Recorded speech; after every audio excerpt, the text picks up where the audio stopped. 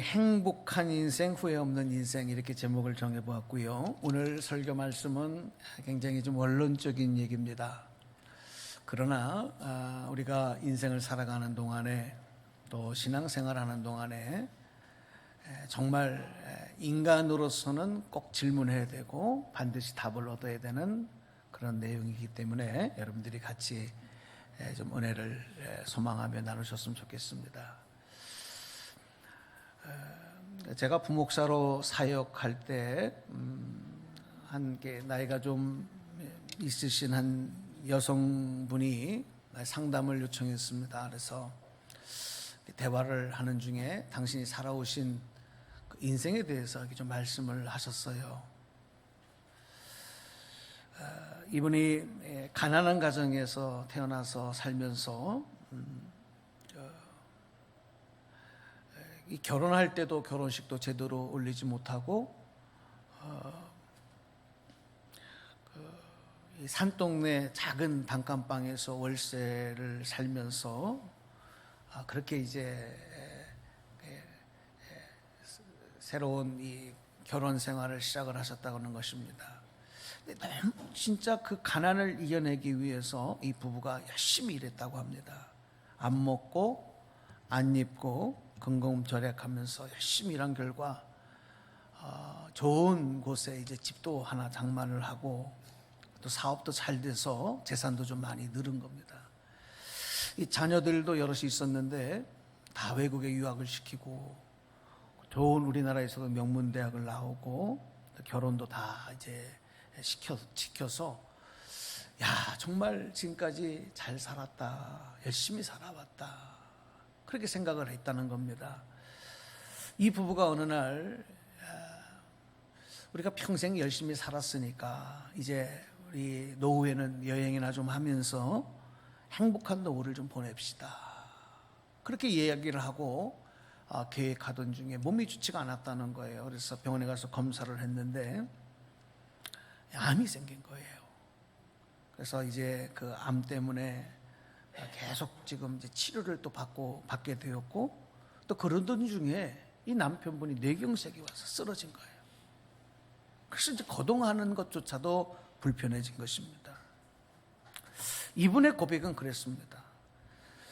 노후에 좀 편안하고 행복하게 살기 위해서 평생 악착같이 앞만 보고 달려왔는데 그렇게 살아온 삶이 너무 억울하다는 거예요. 돌이켜보니 그렇게 사는 것이 아니었다는 거지요. 그러면서 지금부터라도 열심히 돈 벌고 열심히 자식들 키우느라고 신앙생활 제대로 한번 해보지 못하고 살아온 삶이 너무너무 후회가 되고 그래서 지금부터라도 정말 예수님 열심히 믿고 신앙생활을 해보겠습니다. 그런 말씀을 들으면서 제 마음에 굉장히 울림이 왔어요. 야, 참 인간의 연약함이라는 것이 저분만의 이야기가 아니라 얼마나 많은 사람들이 이런 생각을 하고 이런 후회를 하며 돌이킬 수는 없는 인생에 대해서 이렇게 한숨을 쉬며 사는 분들이 한숨 쉬는 분들이 얼마나 많을까. 그때 그 제 마음에 울림이 왔었습니다. 저희 아버님 목사님이 목회하실 때 있었던 일인데 또 그 사건도 저에게는 굉장히 충격적인 사건이었어요. 연세가 지긋하신 한 남자 성도분이었는데 이분은 버스 운수 사업을 하셨습니다. 그래서 돈을 많이 버셨어요. 그런데 이 사업에 매진하는 동안에 가정이 평탄하지 못한 거예요. 첫 번째 부인하고는 이혼하고 그분은 이제 따로 이제 나가서 살게 되었고 이 자녀들하고도 별로 관계가 좋지 않아요. 그리고 같이 사시는 분이 있는데 또 이분도 혼인신고하고 사는 분이 아니라 그냥 동거인이었어요. 그런데 이분이 갑자기 후두암이 온 겁니다. 그래서 치료를 계속 받는데 나중에 이게 또 전이가 됐어요.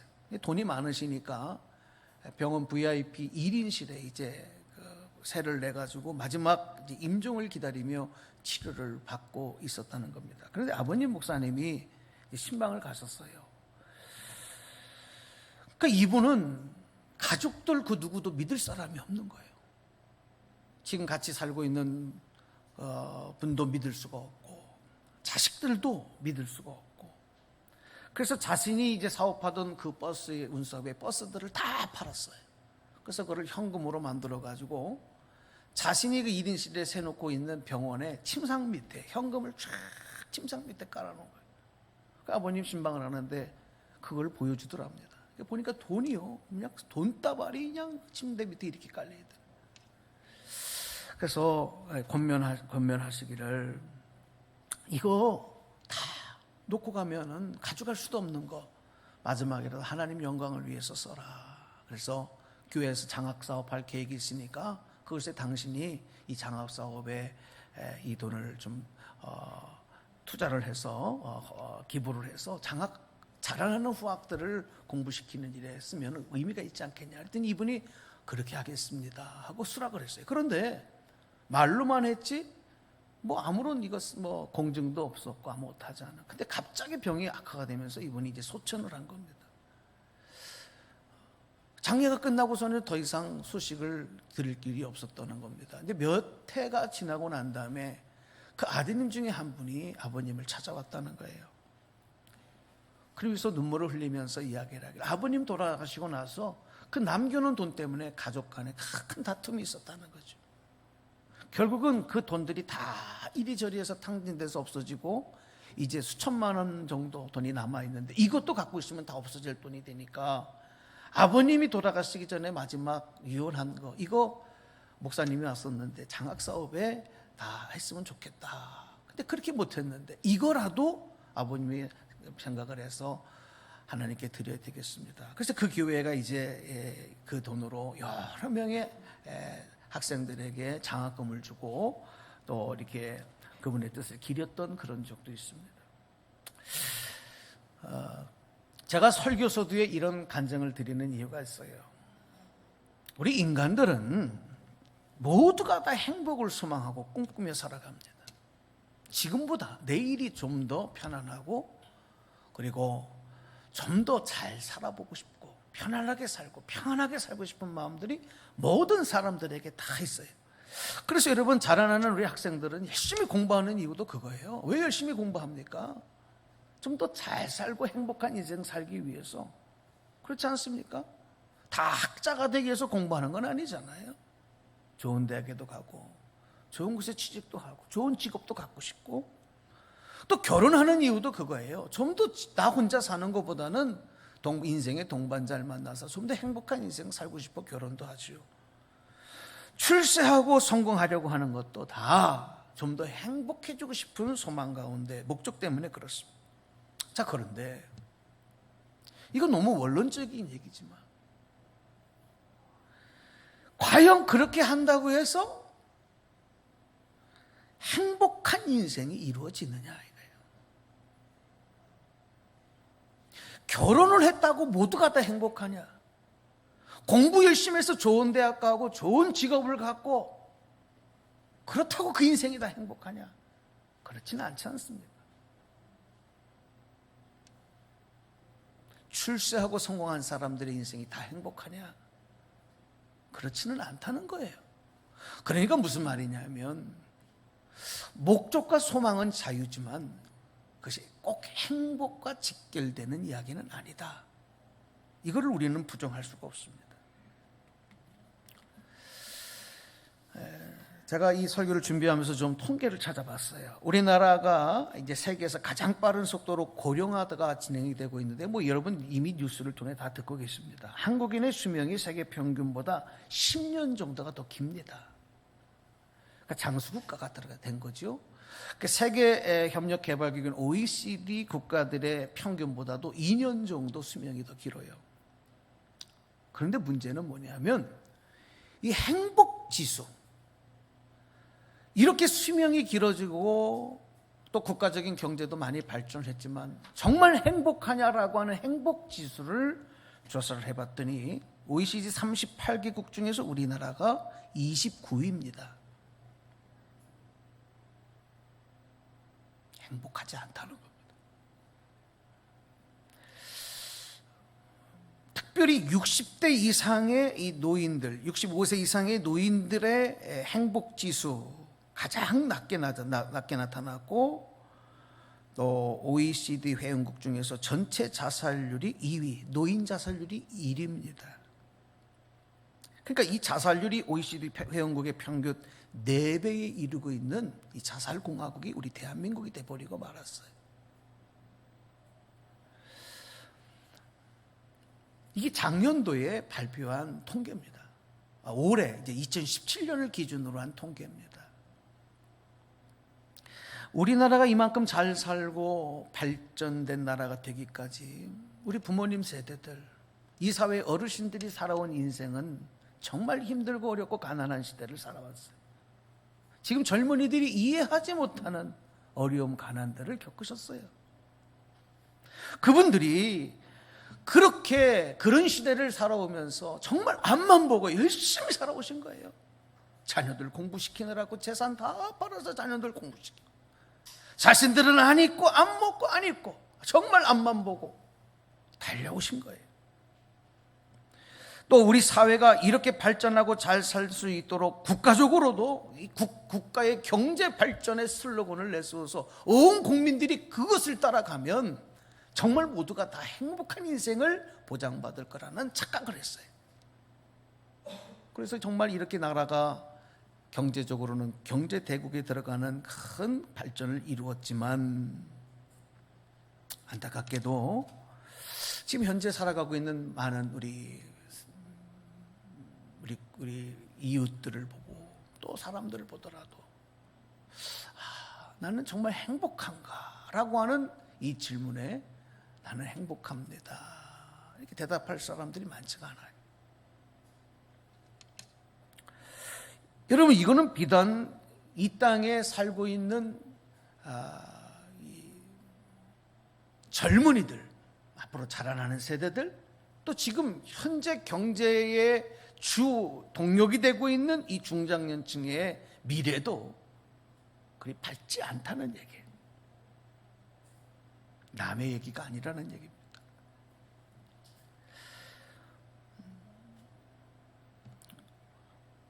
근데 모두가 다 행복해지고 싶은 이 소망, 목적은 아직도 동일해요. 그래도 이런 말씀을 드려도 저거는 뭐 다른 사람 얘기지, 나하고는 전혀 상관없는 얘기고 내 미래하고는 상관없는 얘기고, 그건 그 사람이 준비를 잘못했기 때문이지, 그렇게 하고요, 이거를 실질적인 내 이야기로 받아들이는 사람들이 많지 않아요. 또 한 가지 이 통계를 좀 말씀을 드리면, 2019년 자살 예방 백서에 따르면 특별히 남성과 여성 중에서 특별히 이 남성분들이 보면 굉장한 야망을 갖고, 젊을 때는요 엄청난 포부를 갖고 앞만 보고 달려가는 사람들이 많아요. 열심히 일하죠. 자기 건강도 돌보지 않아요. 그런데 이 통계를 보니까 말이죠, 여성과 남성 중에서 남성들의 자살률이 여성에 비해서 2.5배가 많아요. 그러니까 전체 자살 중에 여성 자살자가 28.4%면 남성의 자살자가 71.6%입니다. 여러분, 이게 지금 오늘 우리의 민낯이에요. 다른 나라 사람 얘기하는 게 아니에요. 우리의 모습을 얘기하고 있는, 우리의 현실을 얘기하고 있는 거예요.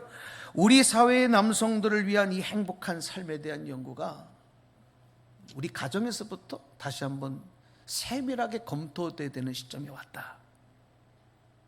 무슨 남자가 그래, 그렇게 얘기할 것이 아니라 남성들이 무너져가고 있는 안타까운 현실을 우리는 부정할 수가 없어요. 7대 3으로 남성 자살률이 더 많은 거예요. 예전에는 우리 여성들이 존중받지 못하는 사회가 우리나라의 문화 가운데 있었어요. 그 여성분들이 상처와 한을 가지고 살았던 그런 세상이었지 않습니까? 근데 지금은 남성들이 사회에 나가서도, 가정에 와서도 별로 존중을 못 받아요. 이걸 자연스럽게 여기는 통토가 많아지고 있어요.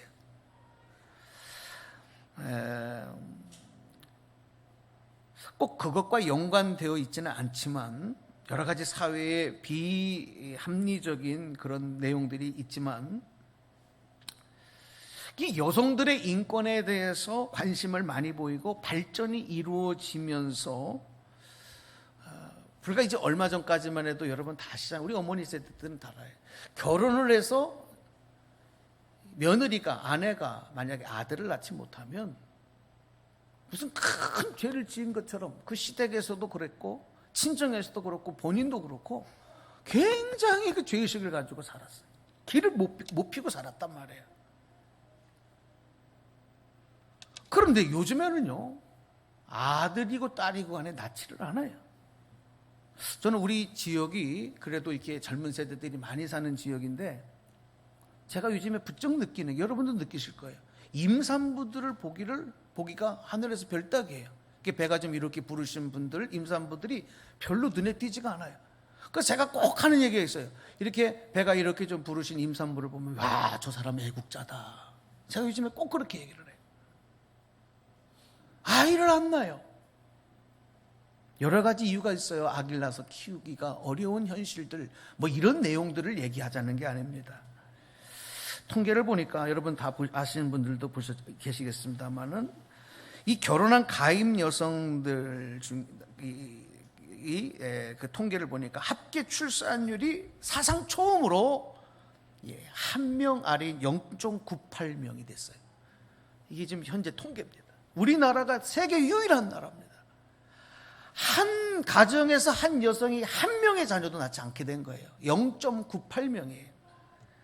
이 출생아 수가 전년보다 무려 3만 9천 명이 감소했어요.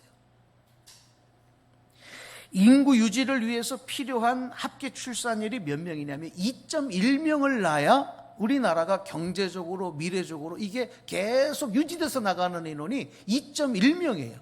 근데 우리나라가 0.98명이에요. 제가 지금 여러분과 함께 고민하고 싶은 얘기가 뭐냐면 우리 모두가 다 행복하고 싶은데 우리의 미래는 밝지 않다는 거예요.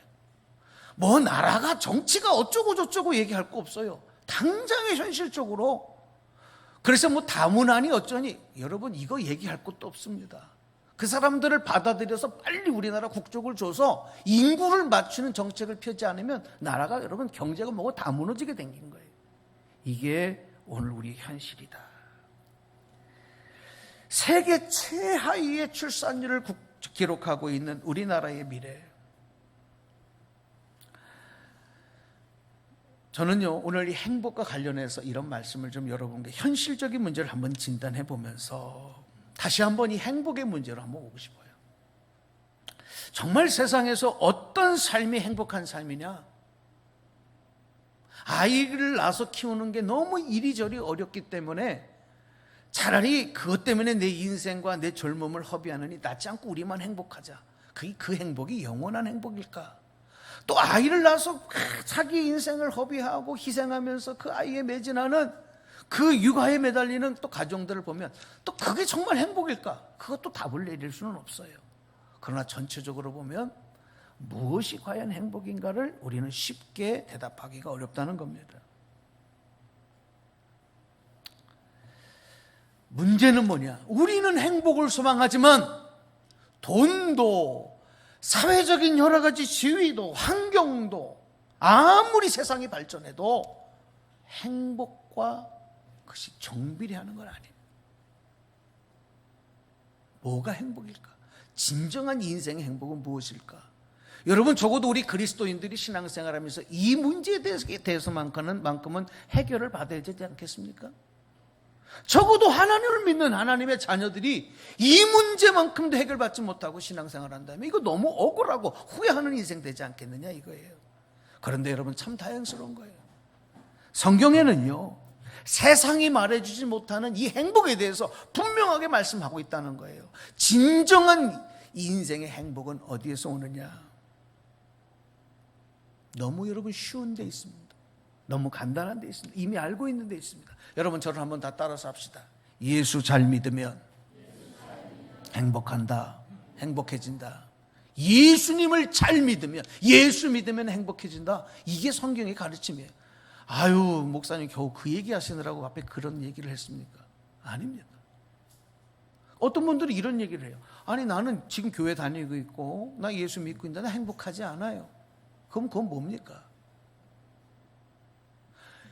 예수님을 정말 믿느냐 다시 한번 질문해 보셔야 돼요. 내가 정말 예수님을 믿느냐? 그리고 믿는다면 정말 지금 잘 제대로 믿고 있는 거냐? 그렇다면 반드시 그 인생은 행복으로 바뀔 수밖에 없어요. 오늘 여러분 예수님 잘 믿고 행복을 보증받는, 예수님 믿는 것만큼 세상에 확실한 보증수표는 없어요. 예수님 잘 믿고 모두가 행복해지시는 여러분 되시길 주님의 이름으로 축복합니다. 자, 성경에서 두 가지만 말씀을 드리려고 하는데, 첫 번째 한번 보실까요? 자, 소리 내서 같이 읽어보겠습니다. 시작. 행복은 하나님과 화평을 누릴 때 찾아오는 열매이고 선물입니다. 그랬습니다. 자, 우리 1절 본문 말씀 읽어드릴게요. 다시 한번 보세요. 그러므로 우리가 믿음으로 의롭다 하심을 받았으니 우리 주 예수 그리스도로 말미암아 하나님과 화평을 누리자. 아멘. 하나님과 화평을 누리자. 불행한 인생이 되는 근본적인 문제가 여러분 돈도 아닙니다. 우리는 그래요. 가난하면 불행하다 그렇게 생각할 수 있지만 실질적으로 더 깊이 들어가 보면 돈이 문제가 아니에요. 환경, 열악한 환경, 우리나라보다 훨씬 못 살고 저 밀림의 아마존의 원주민들 그 열악한 환경, 그러면 그들이 다 불행하냐? 그렇지 않다는 거예요. 환경도 아니다 이거예요. 어떤 사람은 그래요. 무슨 사람 때문에 내가 누구 때문에 불행하다. 사람도 이유가 아니에요. 바로 죄 때문입니다. 성경은 인생의 불행은 죄 때문이라고 분명하게 말씀하고 있는 거예요. 죄라고 하는 것, 여기서 성경에서 말씀하는 죄라고 하는 것은 세상에서 말하는 죄가 아니라 윤리적인 도덕적인 헌법에 민법에 상법에 어긋나는 그런 죄를 의미하는 것이 아니라 하나님과의 화평을 깨는 불신앙, 하나님과의 화평이 깨어진 불신앙, 그것을 죄라고 성경은 말씀하고 있습니다. 하나님께서는 세상을 아름답게 창조하셨고 하나님 형상대로 인간 만드셨어요. 그래서 에덴 동산에서 모든 것을 다 누리며 살게 하셨고 바로 그것이 하나님과 화평을 누리는 행복한 삶이 되도록 조성을 하신 거예요. 그래서 창세기에서는 그런 내용을 제일 먼저 말씀을 하고 있죠. 짐승들은 땅의 것을 취하고 번식하는 본능을 따라 살아가지만 인간들은 짐승들과 달라요. 생물학적으로는 인간도 포유류에 들어가고 동물에 들어갑니다. 그러나 짐승들과 인간은 달라요. 왜냐하면 하나님께서 인간에게만큼은 많은 것들을, 하나님의 권세 능력을 인간들에게 위임을 해주셨어요. 그래서 하나님 창조하신 땅의 것, 그리고 생명들, 환경들, 모든 것들을 하나님의 뜻대로 잘 관리하며 살아라, 그런 존재가 되게 하셨고 그런 삶이 행복한 삶이 되도록 만들어 주신 거죠. 그런데 잘 아는 것처럼 아담과 하와가 이런 하나님의 주신 행복한 삶을 스스로 깨트리지 않습니까? 그리고 자신들의 인생을 후회하는 인생으로 만들어간 거예요. 그 대표적인 사건이 선악과를 따먹은 사건. 선악과를 따먹은 사건이 의미하는 게 뭐냐? 하나님과의 화평을 깨트려버린 거죠. 하나님과의 관계가 깨어진 것입니다. 하나님 관계가 깨어진 인간 아담과 하와를 더 이상 하나님의 이 화평의 축복의 동산에 두실 수 없어 하나님은 그들을 추방시켰고 아담과 하와는 세상에 나가, 우리의 인류의 조상은 세상 가운데 삶을 살아갔기 때문에 세상에 살아가는 모든 사람들, 모든 환경들은 죄의 그 근본이 죄로부터 시작됐기 때문에 세상에서는 우리가 영원한 행복을 찾을 수가 없단 말이죠. 죄 때문이라는 얘기예요.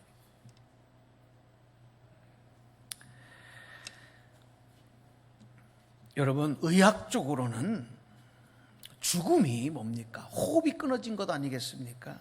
그러나 성경이 말씀하는 죽음은 육체의 호흡이 멈춘 상태가 아니라 하나님과의 관계가 끊어진 상태가 죽음이에요.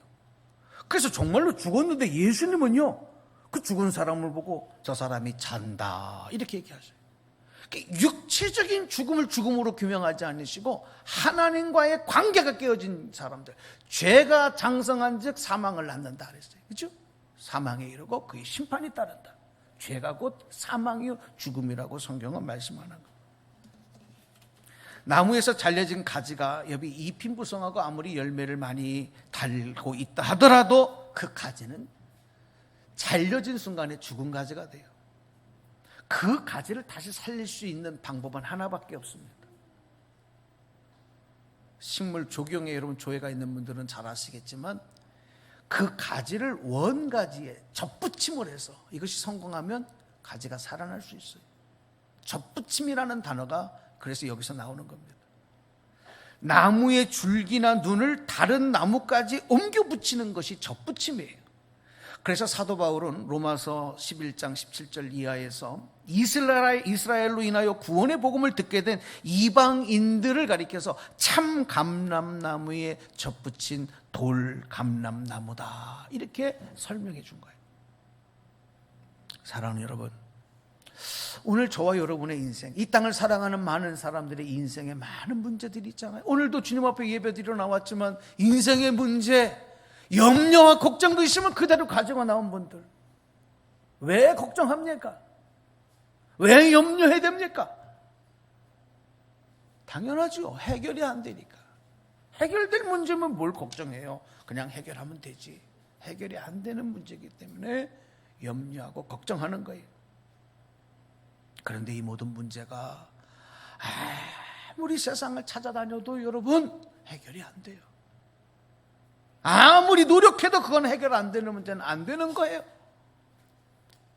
왜? 그 문제가 하나님과의 분리에서 나온 거기 때문에. 하나님과의 합평을 회복하는 것 외에는, 하나님의 생명에 다시 접붙여지는 것 외에는 우리가 염려와 문제에서 해방을 얻을 수가 없다는 것입니다. 그런데 바로 이 생명으로부터, 하나님의 생명으로부터 분리된 죄의 문제를 해결해 주신 분이 우리 주 예수 그리스도십니다. 여러분 믿으시면 아멘 합시다. 그분이 예수 그리스도 하나님의 아들이에요. 그러니까 우리가 예수를 믿으면 왜 구원받고, 예수를 믿으면 왜 영생을 얻느냐, 예수를 믿으면 왜 행복하고, 왜 예수를 잘 믿으면 이 땅의 만사 형통의 복을 얻게 되느냐. 그분만이 해결책이고 해결사이시기 때문에. 돈도 아니에요. 건강도 아니에요.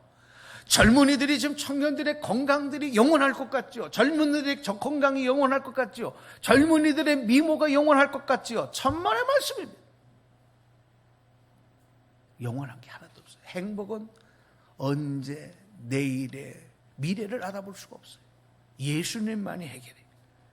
하나님과 합평을 누려 이 행복의 주인공 되시기를 주님의 이름으로 간절히 축복합니다.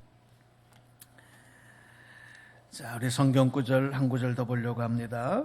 우리 이번에 말씀, 두 번째 말씀 한번 같이 우리 앞에 스크린 보시고 읽어볼까요? 시작. 행복은 하나님의 은혜의 보좌에 담대히 들어갈 수 있을 때 얻는 기쁨의 선물입니다. 자, 본문 2절에 이렇게 기록이 되고 있어요. 말씀 보겠습니다.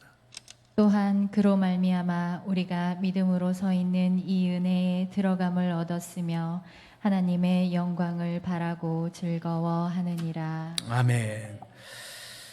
여러분, 우리 죄인된 우리가 예수 그리스도로 말미암아 하나님과 화평을 누리게 될 때 우리 안에는 엄청난 변화가 나타나요.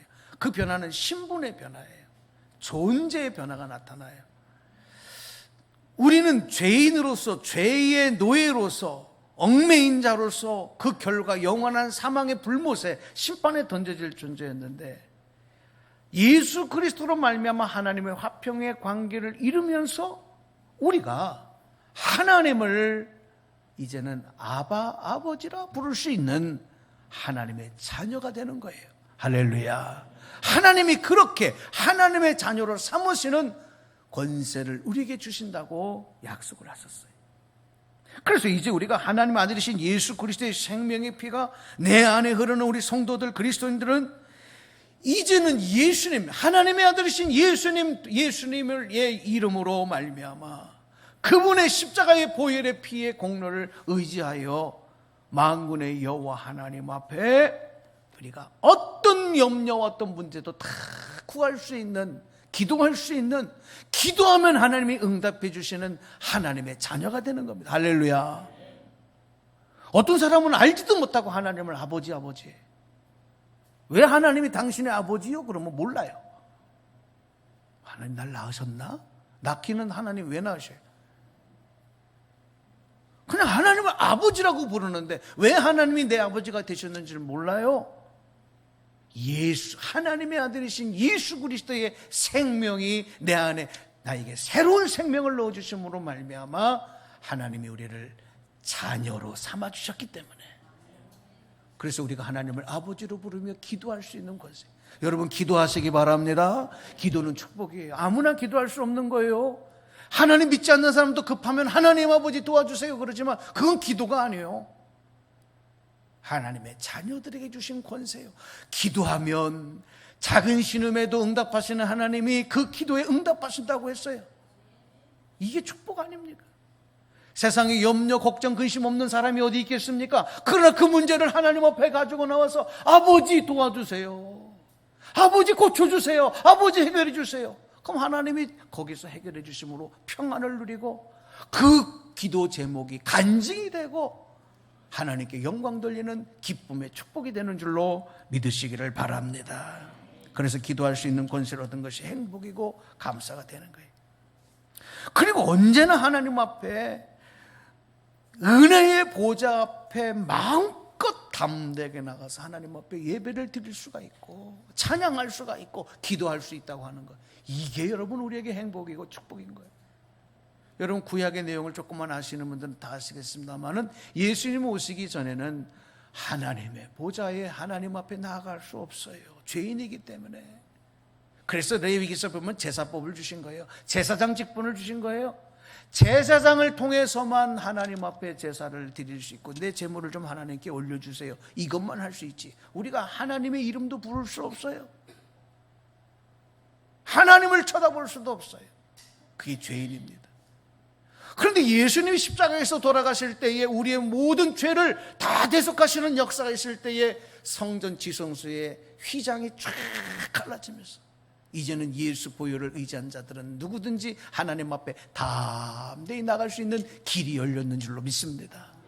이 축복을 주셨는데도 하나님 앞에 나오라 해도 사정을 해야 나오고 말이에요. 이게 얼마나 하나님 앞에 나와서 예배드리고 마음껏 하나님 앞에 찬송하고 예배드릴 수 있는 일들이 우리에게 얼마나 행복이고 축복인 줄을 모르는 거예요. 오늘 여러분 이 행복을 마음껏 누리시기를 주님의 이름으로 축복합니다. 5절 말씀 이제 결론을 읽고 기도하려고 합니다. 5절 말씀. 소망이 우리를 부끄럽게 하지 아니함은 우리에게 주신 성령으로 말미암아 하나님의 사랑이 우리 마음에 부은 바 됨이니. 아멘. 여러분 이 설교를 들으면서 그렇죠, 목사님이니까 맨날 잘 예수님 잘 믿으라, 신앙생활 잘하라, 그것이 행복이다. 그리고 실질적으로 이것이 내 인생과 내 삶에 뭐가 연결이 됩니까? 혹 이렇게 생각하는 분이 있다고 한다면 하나님과 화평을 누려야만, 누릴 수 있는 존재가 되어야만 미래를, 불확실한 미래를 우리가 소망 가운데 준비할 수가 있는 거예요. 아까도 말씀드렸잖아요. 미래의 모든 것이 잘 될 줄로 다 바라지만 불확실한 미래, 내일 일을 알 수 없잖아요. 내일 일을 누가 합니까? 소망이 없는 거예요. 마음으로만 소망하는 것이지 실질적인 소망이 보증되어 있지 않는 거예요. 그러나 하나님 안에서 우리가 새로운 생명을 얻고 하나님의 자녀가 되었을 때 이제는 미래를 준비한다는 그 자체가 기쁨이고 행복이고, 이 땅에서 우리의 육신의 죽음이 끝이 아니라 그 외에도 영원한 하나님의 나라에서 우리는 주님과 영생 복락을 누릴 수 있는 영생과 영원한 기업이 예비되었다는 그 천국의 하늘나라의 소망까지도 가지고 살아가니 여러분 그 인생이 어찌 행복한 인생이 되지 않을 수가 있겠어요. 사랑하는 여러분, 오늘 여러분들은 복받은 분인 줄로 믿습니다. 여러분은 행복한 분인 줄로 믿습니다.